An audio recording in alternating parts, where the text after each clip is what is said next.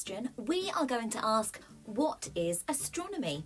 Well, astrology and astronomy originally started out as the same thing. However, now they are very different things.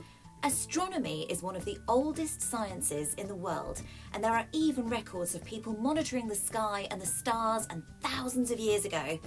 Someone who studies astronomy studies everything outside of the Earth's atmosphere, whether that's the sun, stars, planets, or other things in the universe.